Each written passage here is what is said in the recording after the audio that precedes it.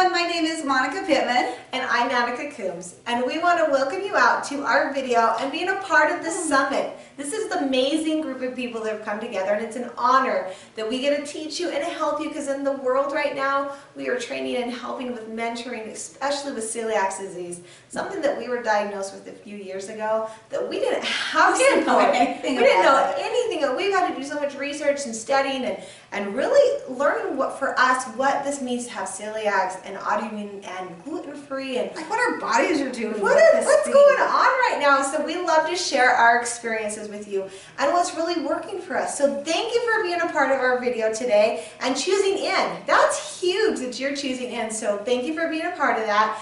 And we want to introduce ourselves a little bit about where we came from so that you know a little bit more about us. We are identical twin sisters, if you didn't notice, but we've been on kind of separate but together journeys because we are individuals. So you might have family members that maybe have same symptoms, but you're going to have your own individual journey. And so Monica and I, we've been on individual journeys, but yet together, because we know the value of having support. Support is very important in your life, especially when you're going through health and wellness. And so we want to share a little bit where we began. Five years ago. Yeah, we're coming up on 2015, actually 2015. Like that has been 5 years. 5 years. 5 years. We were actually on a vacation. And I know well, you were. I wasn't. Yeah, you were. I wasn't with you. Yes, you were. It was a family vacation. That's right. I was there. Okay, sorry. She was there. I was there. Physically, she was there. I was there. Physically, you were there. That's funny. Okay. So we were on a vacation. I know she was there. We were on a vacation, and it was something we had planned a long time with our family. We wanted to go together to this place, and so we were on vacation, and I remember I got very ill. I was very sick. It was towards the end of the vacation. I remember just going like, just let me get home so I can figure out what's going on. But I started getting really sick in my stomach, and I started having some things come out of my skin. Like they looked like welts. Welts, like all over. Yeah, like welts. They looked like blisters and boils. They thought it was like a parasite. Yeah, and they thought it was a parasite because we were out on the island. They thought, well, maybe it was just a parasite I had picked up. But when I got home, it continued and it got worse. Like it covered 90% of my body. Like I was wearing turtlenecks in the summertime. I could go to her house and I'm like, you guys are like summer clothes. And it was miserable. I remember head to toe miserable. I remember days sitting in my bathtub soaking in vinegar because I didn't know what else to do to get rid of it and having some relief. I just wanted relief. And it took me 2 years with those symptoms of rashes and the eczema that was the dermatitis that was so bad and so severe. I would have never thought it would have been celiac, ever. It was not something I thought, oh, if I had a tummy ache, that would be celiac. Yeah, my stomach would get upset sometimes, but it wasn't like I had massive migraines and chronic fatigue, things that I didn't even consider would be even associated with my digestive system and celiac in particular. So it went on 2 years of being undiagnosed properly because I went to several different doctors, and I ended up reading an article because I'm really into educating myself. But I went to an educator because I read this article that he had put out about the digestive system and about celiac in particular. And so I went into him and I said, I really need to be scoped. I need to understand what's going on inside my body. Because my mom taught me very early on something to watch, the symptoms of our body. Whatever's showing on the outside of our body is a symptom of what's going on internally. And I knew this, and so I thought, I gotta go get one of those camera things down my stomach and figure out, or down my throat and figure it out. But I'm grateful for the technology that we do have. Because remember when back in the days, remember in that article, how they used to scope people? Oh my lands, I read this thing about they'd take this microphone thing with a camera and shove it down the throat with a string, take a picture and come back up. Like that was a long time ago. But that's like, we've come a long way in technology, and I am grateful for it because it did properly diagnose me. I didn't know there were certain ways to do it. So by getting scoped, I came out of the scope, and the doctor, he said, yes, she has celiac and it's actually pretty severe. And I'm like, well, how severe is severe? And he's like, well, all those villi, which are like your finger-like villi, if you take your finger in your hand like this, these are the villi that are in your small intestine. And that's where all your nourishment, all your minerals, you get all that. So it goes right through those villi and then into your bloodstream, into your body. And that's where you choose the things in your body to either keep or let go. Well, all my villi were nubbed down to literally like bare nothing. It looked like a dry canyon. And like it was, your little knuckles. yeah, like the knuckles, like there was dry. There was actually divots in mine. And it was so badly damaged. The test results at that time was, normal range was anywhere between 0 to 18, 19. Yeah. Yeah. I think it changed the next year. So that time, that range frame right there, my test results were 247. So I wasn't just a little bit off. I was far off the charts, and they told me it was going to take a few years to heal and to heal my body. But my body would heal. If I went and ate a gluten-free diet, that my body would heal. And I was like, but you got a pamphlet. But and I got 2 pieces of paper that said, good luck. I remember the doctor in particular was like, good luck, go figure it out. And we went on this journey going, and he goes, oh, and by the way, if anyone in your family or anyone that has like your genes, your kids, anyone close to you, like gene-wise, I would suggest having them tested as well, because it is a genetic thing. And that's where Annika's journey began, because she didn't have a nice rash for 2 years. I didn't have the rash, I didn't have the symptoms. I thought, we were grinding our own wheat, we ate really well. We would make homemade meals, we were taught to eat, really to make homemade meals, and fruits and vegetables was really important in our diet. So we ate really well. I didn't know that the one product that I was eating was actually causing damage. Well, we didn't even know what they were doing to the wheat, why the wheat was making people so sick with celiacs. And so for me, I was like, well, for me in my life, the one thing I was struggling with is I wanted to have more children. And I had been through years of infertility, years. Oh my goodness, what, 8 years? So before then, it'd been and lots of money. Oh, absolutely, it was a big investment because money. I couldn't figure. The doctors could not find what was wrong. There was nothing wrong with me. There was nothing wrong with my husband. At the time, we have an older son, and so they're like, well, obviously, you have an older child, and we could not have more children, and it was quite the struggle. And so when I was reading through the pamphlet, one of the symptoms was infertility, and I was so like, at that point, I was like, I'll do anything. So I went in and had my blood work drawn first before I went in for a scope. Sure enough, my numbers were 196. I was really high too. And I didn't know and so I went in for a scope because I wanted to know where my starting point was. Absolutely. So when I went in for my scope, the doctor looked at our exams after. Are the results? He's like, the results. He's like, you guys are like identical on the inside, which is really interesting. But I was diagnosed with being asymptomatic with celiacs, which just means like I don't have any outward symptoms. I can eat the gluten, which is, in wheat is the main source. And so when I would eat gluten, it would start damaging my inside, like Monica explained, like all the villi would damage, and I didn't have any outward symptoms. It burns them down. Yeah. It burns them and nubs them down. I didn't have any outward symptoms. I didn't have the rash. I wasn't having IBS symptoms. I wasn't having, because usually it's the throwing up, diarrhea. Those are the 2 main things that people really have associate those. Absolutely. And so I thought, okay, well, this is interesting. So even if I already eat it, I don't even know if I'm being affected. So because I'm the 20-minute test when we go out to eat. It's like she'll eat, and then like 20 minutes, she'll break out. Yeah. And so for me, it was kind of like silent journey of, oh my gosh, if I eat something that's going to hurt me, I didn't know. So we really teamed up, and we found support in each other, that when we went to make a meal, we would really help. Okay, this one tasted good, this one worked out really good. I changed this food around, and it was a really healthy meal. And she didn't have any symptoms, so I figured I was okay. So we kind of ate the similar diet, like literally, like our lifestyle changed overnight. We chose to overnight really change. We did, and we went cold turkey. We did. I know people ask me this quite a bit. Do you guys cheat and do that? I have no desire to ever go back to that. That was miserable for me. And so no, I don't cheat. If I do get exposed, it is not by choice. I don't like go eat Oreos at night. It's like it's been so good actually. And then the more I looked at what was going on, because for me, it was feeling on what was going on in my body, and I really felt like I was kind of at a place of numbness, and that may sound really weird, but I really didn't feel a lot in my body, because it was a very devastating thing to be a woman, and I wanted to have more children, and I think that took me to extremely low in my life that I just didn't want to feel anymore, if that makes sense. And so I kind of numbed out to a lot. And so I was having doctors and specialists do things to me that I just kind of checked out of life.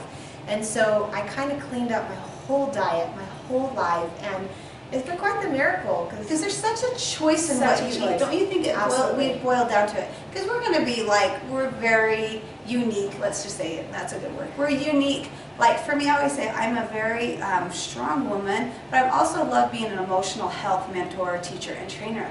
I love that we address the emotional part of celiacs. Because we could clean up the food all we wanted, but if I wasn't addressing what was going on emotionally in my life, I still wasn't 100% feeling good in my life. I really wouldn't. I wasn't like digesting my life.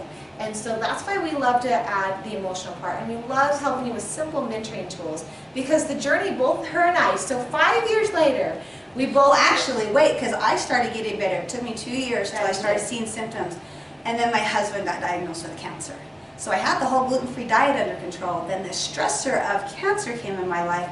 My caretaker role, it totally turned my world upside down. And this was the real key point, I think, that I learned the most about the emotional part of celiac, because that organ of the small intestine is where you choose to keep and eliminate in your life. And that can be emotional stuff.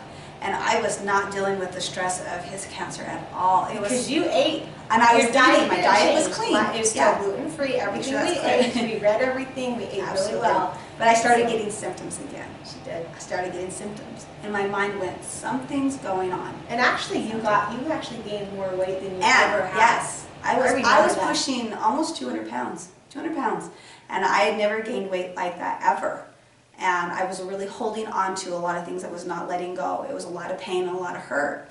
And so by healing that, it's been a very different journey too. So there is such an emotional part that we love to teach and train about. Because you can heal your body to the core of you. That's the powerful message we love sharing with people. Because eating food is important, also dealing with the emotions in your life is really important too. And so, and seeing the results, because like the results are there. Absolutely. We go in every year, and we have our blood drawn every year to see where our numbers are at. And it was really fun this summer to actually the doctors looked at us like, what are you guys doing? Like, your numbers, you're not even on the chart for celiac anymore, which we're not going to go back to eating it just so, because people ask us all the time, oh great, you can go back. No, it's just nice to show that over years and time, if you really are truly dedicated to what you're doing, it really can heal. And so it was a huge celebration, and just to show that the body can heal. And those results, because like for me, I went on this journey of letting go.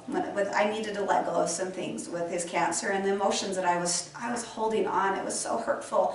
And so I started this journey of letting go. And within 7 months, I had let go of 65 pounds. I went from a size 12, 14 down to a size 2.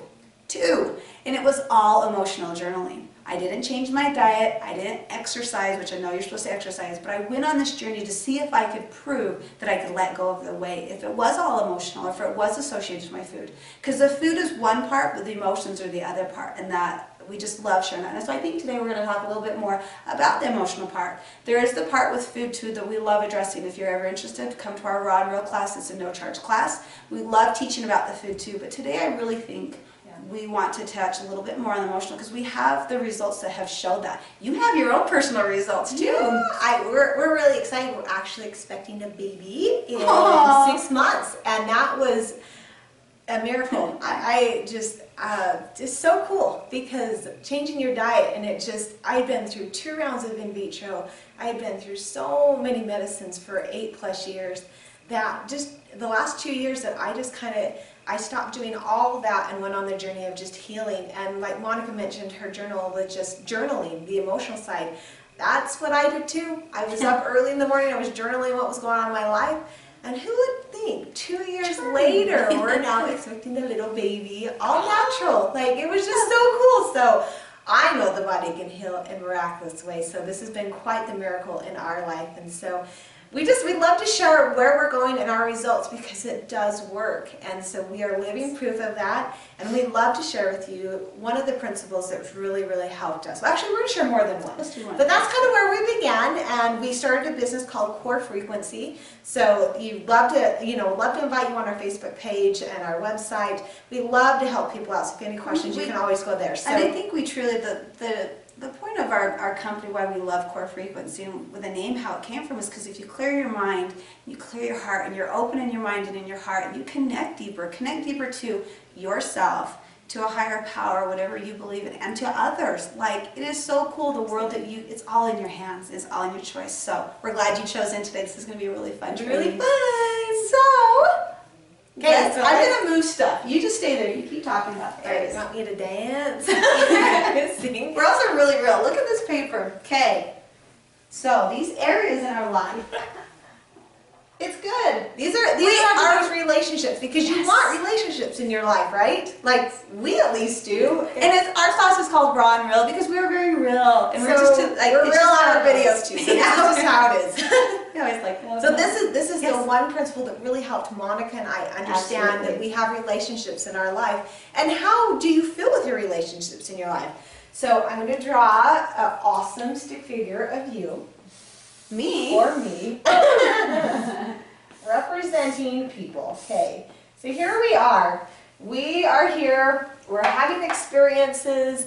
And we have relationships with things. And how do we feel about them? How do we react with them? Are they good? Do we want to improve on them? So these are the areas that we find very important in your life. Oh, I said 6, didn't I? Yeah, with 7. We actually have 7. The 7th one, yes, is very important. So there you go. So see, we are raw and real. So the 7 areas that we really love to focus on. The first area is you have relationships with authorities.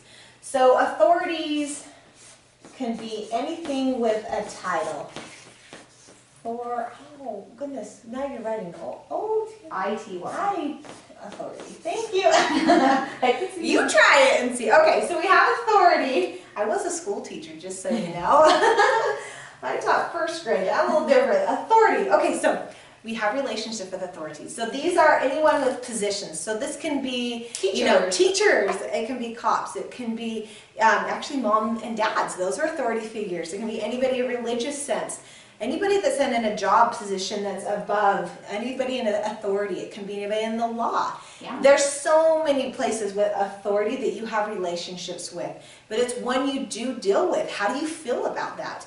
You know, if you were to talk about teachers, do you feel good about them? Are you talking nicely about them, or is it like you have like I just can't stand teachers, I can't stand the law, I can't stand things like that. This is just something to be aware of, that we have relationships with authority. The second area that people have relationships is with time. Oh, and this one was one that I really like. Can I be on time to things? Do I honor and respect time? Like, do I honor my time? As a mom, like, I didn't take time for me. And that was one of my big healing moments, was when I actually put myself first. And it started out with a simple 5 minutes in the morning. I got up before the kids. I had time for me in the morning. That was one of my big things with time, because as a mom and a wife, juggling a lot of things, time was one of the big ones. For sure. For sure. So time, how do you feel about it? Do you always feel like you're running behind? That was one for me. I was like, man, why am I always so late to everything? I'm like, oh, in my mind I had this program about how time was. It wasn't a very healthy relationship. So that's an area that I chose to work on and was conscious about. How was I with time? Was I honoring other people's time? Was I honoring my own time? So time is a big one as well. The third area that we have relationships with is numbers. And this is numbers to do, think about it. You've got numbers to do with your weight. You've got numbers to do with your age. You've got numbers to do maybe your bank account. You've got numbers all over. We've got scales. You get on, you weigh yourself. You've got a number there. How do you feel about that? There's numbers when you're driving. The speed in your car. Are you one that likes to always go faster than the limit, or do you go under, or do you go right on? How do you feel about numbers? So just something to consider. This might be new to you, but the third one is numbers. We have numbers that we have relationships with. The fourth area is specifically you have a relationship with money, which is a number that does have numbers, but this one in particular with money. How do you feel about money? Is that something that's like you think of money and it's happy, or do you think about it and it's like, oh, I just want to blame things or blame others? Money is a relationship that we exchange here. That's how we purchase and buy things. We have a relationship with money. And so how do you view money? Is it a happy thing, like we mentioned, or is it like, I never saw money, so I wasn't, I didn't feel very comfortable with money, or I don't even have a relationship with it because I never felt it, I never touched it. Or did you always see money coming in, and you just, money's just how we exchange with things. Do you have a healthy relationship with money? So so far, 4 areas that you can consider where you're at in your life with authority, time, numbers, money, which is so cool that we're going to add a few more. These are all areas that you can improve on if you want to have a healthier relationship, because they all affect each other. And so money, I love that one, because it is a really important tool that we have here to actually exchange with people. The 5th area, and I know we're kind of going through these quickly, and when we teach our trainings we spend more time on them, but we just want to give you a quick overview of them because there is more in depth of them, but we just want to have an awareness to you that how are you with your relationships in life. The 5th area is things.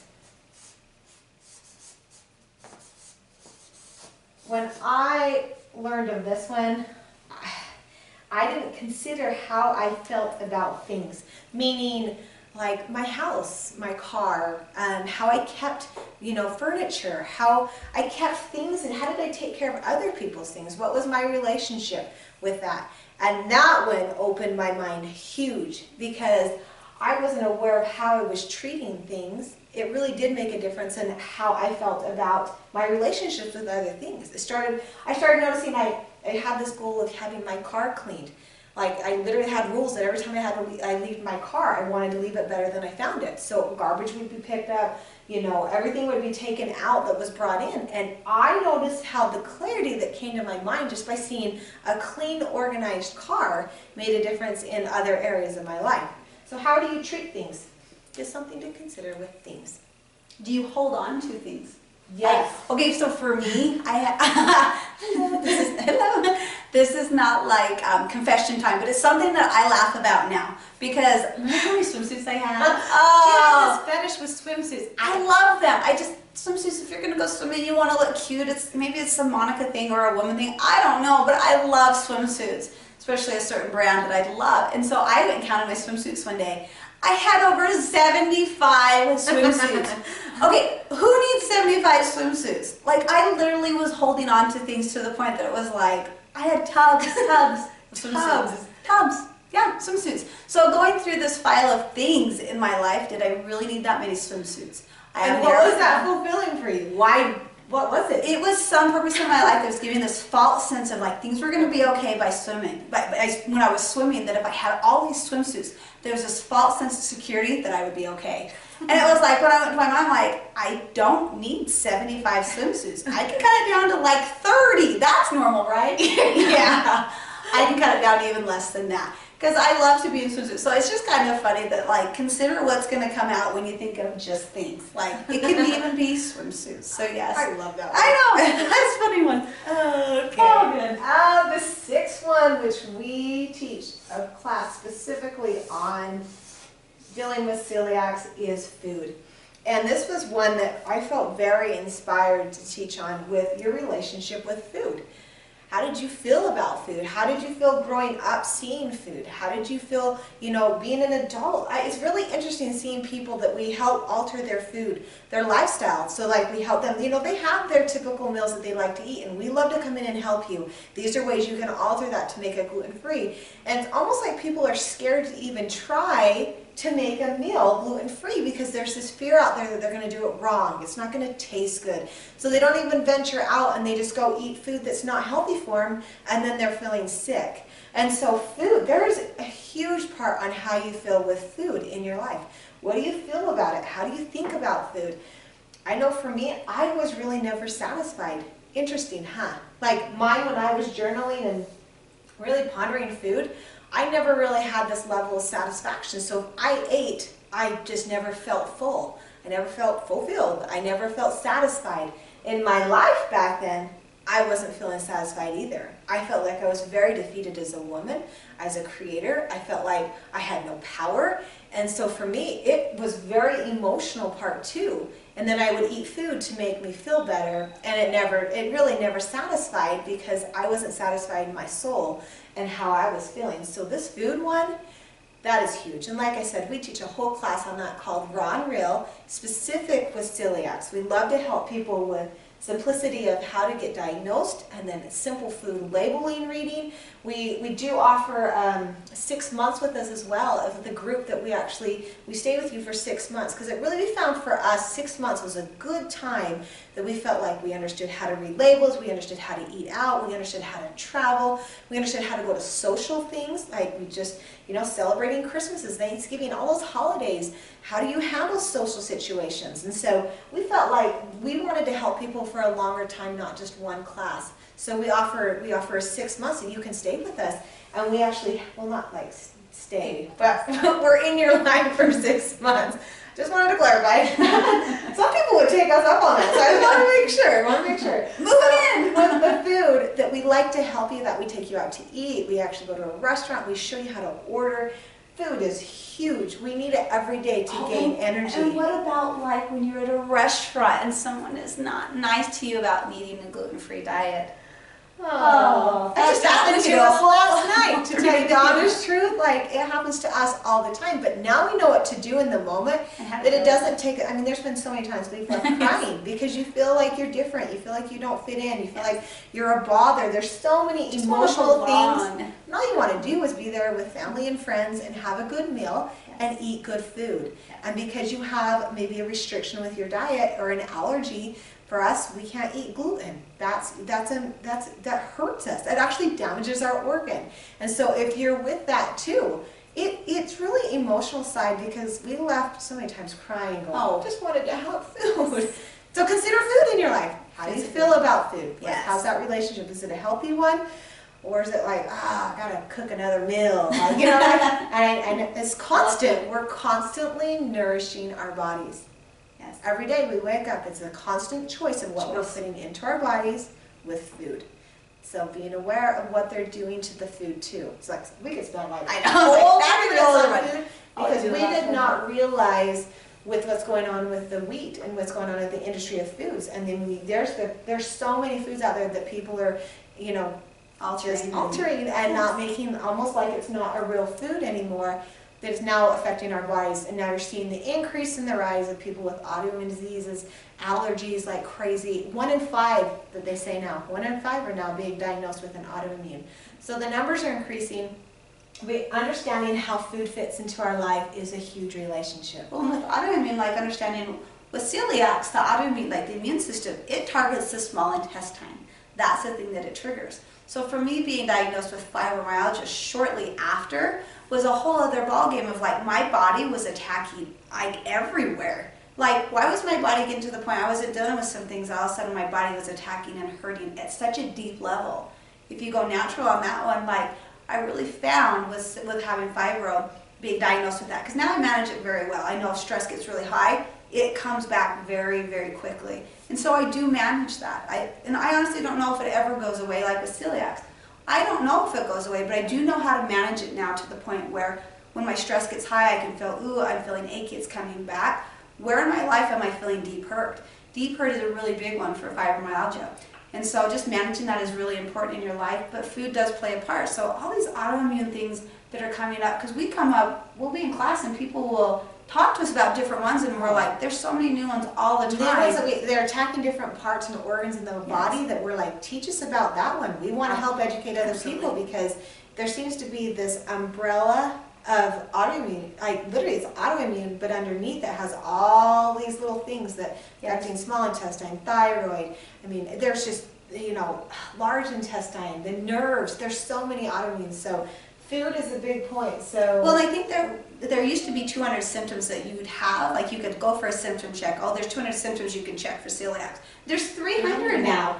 So it's like they're getting really good about you can kind of see why it's so misdiagnosed too. Yes. Because it easily is overlooked. But food is really important. Considering food and how you feel about food, and do you love it, or are you frustrated with it? So there's the 6th area, and the 7th area in our life has to do with others. Now this is relationships, and I hope you're somebody out there that you want relationships with others, because we do. We live in communities, we have families, we have other people, businesses that has interaction with others.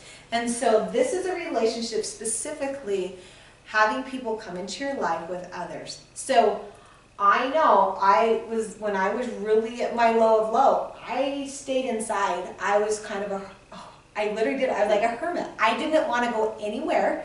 I just wanted to sit with my food storage and my water, and I wouldn't go anywhere, and I did not want to have relationships with others. And your PJs, remember how cute Oh those were? my gosh, I didn't want to have a life. And so for me, when I learned this, that I had all these other relationships, no wonder I didn't want to have relationships with others. Yes. I wasn't dealing with my life. So this was huge to me. And that's why when we were talking about what we want to share, if this can open up maybe something for you in your life, that considering authority, time, numbers, money, things, food, and then in the end that you have relationships with others can really add value to your life. So what would it look like then? So now they know the 7 areas. What? Do you want to teach that part? What would it look like to address those areas? So say they want to address the authority. Awesome. What would that look like? Because they all affect each other, just so you know. So let's say I'm going to go with number 1, authority.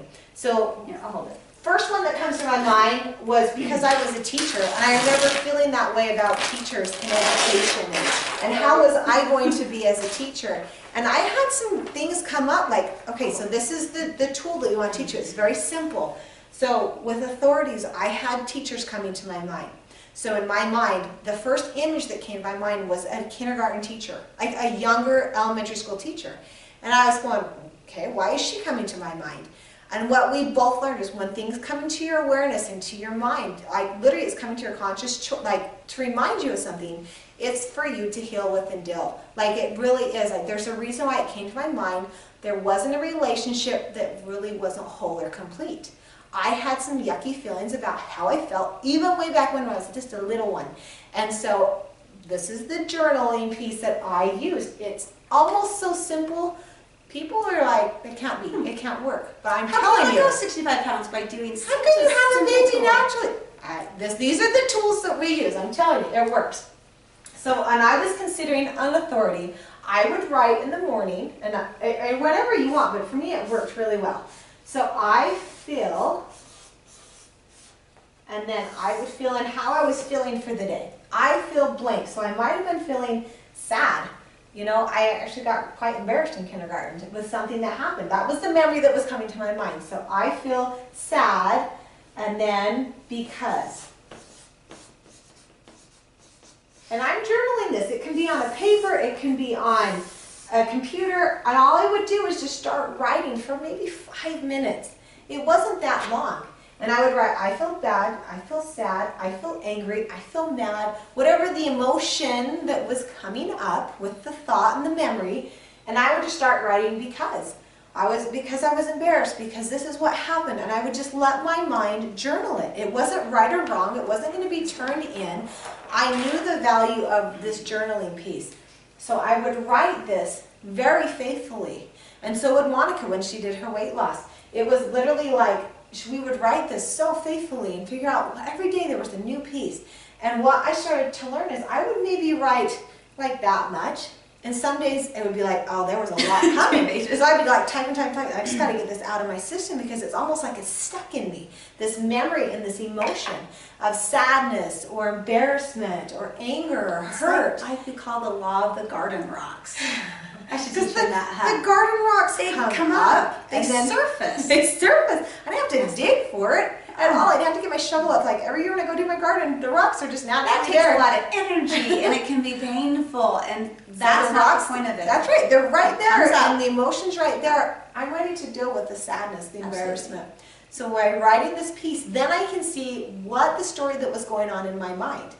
Oh my gosh, I was a 5-year-old little girl. That's what happened. No wonder I was sad. Yeah. And I'm just sitting there looking at it as an adult going, okay, I always try to find a place where I can find forgiveness. Yes. Either in myself or with others or a situation.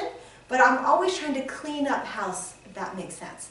So finding forgiveness. So I found forgiveness for the teacher. I found forgiveness in myself. I found forgiveness in a classmate. It seems so simple, but in that moment I'm journaling going, oh my gosh, I've been holding on to anger. I've been hanging on to hurt. I can let it go. And there are quite a few more mentoring tools we can teach with letting go, but this one, understanding exactly what the program and the story that's going on, was huge for both of us. So we wanted to leave that with you. Simple journaling piece to start with. Very simple. And then if there's another one you can add too, is I think. Because the thing about feelings is they're so important. They just want to be felt. They don't want to be judged. They don't want to be criticized. They come up for a reason because they just want to be felt. Because once they're felt, truly, truly felt, then it can be let go if you choose to let it go. And there's that power in your gut. If you say the word I choose, just by saying the ch sound, ch, I choose to let it go, it's a force of energy that comes up and out. And so by saying I choose to let things go, you're making a choice in it. And letting that emotion go, because then you can fill it in with some really cool tools after. So this is another part that I love, because sometimes I think about things too, not just feel it. But okay, so this is one option up here. You see that? Here's another one, which just uses both sides of your brains, the feeling and the thinking side. There's reasons behind it. When I think about blank, I feel, so you're saying when I think about it. So when I think about police officers, when I think about teachers, when I think about God, when I think about my mom, when I think about time, all these things, when I think about it, I feel, so you'd feel, and when I think about blank, I feel whatever the emotion is. And then you say because. So you're adding the thinking part. So if you feel like you get stuck here, try this one and see what comes up.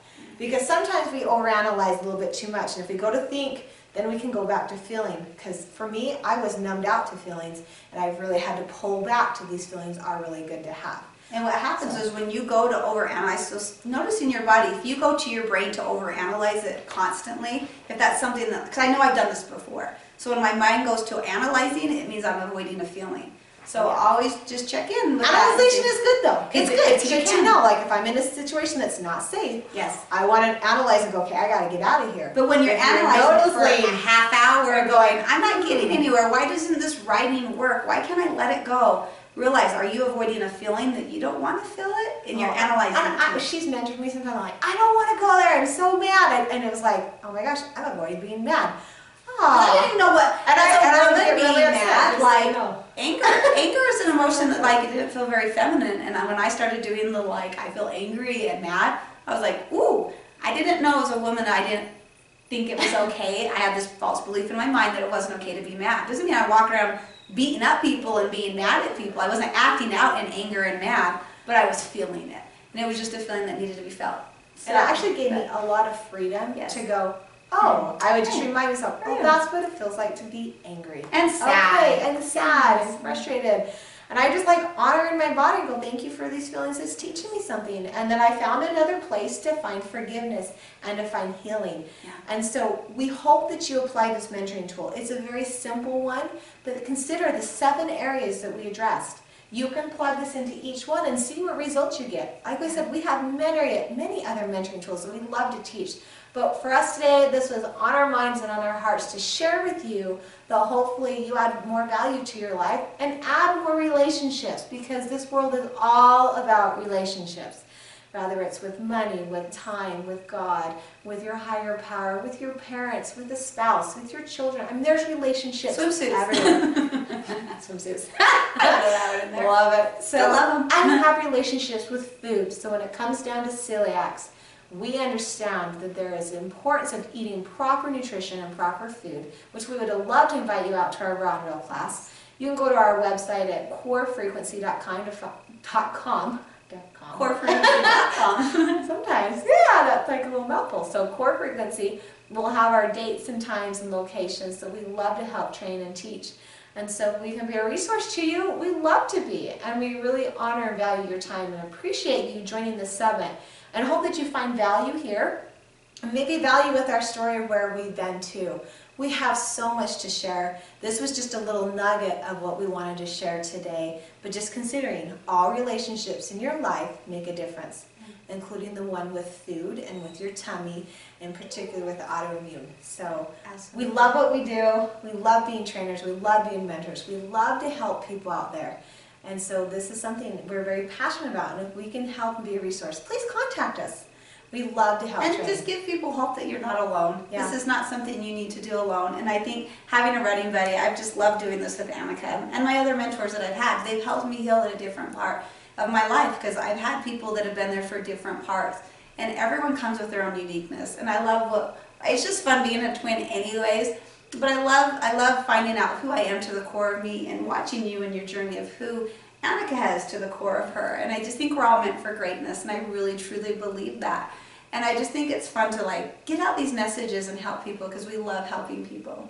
So we wish you the best with health and wellness, and we'd love to meet you in person. So let us know if we can help you further along, and thank you so much for your time today.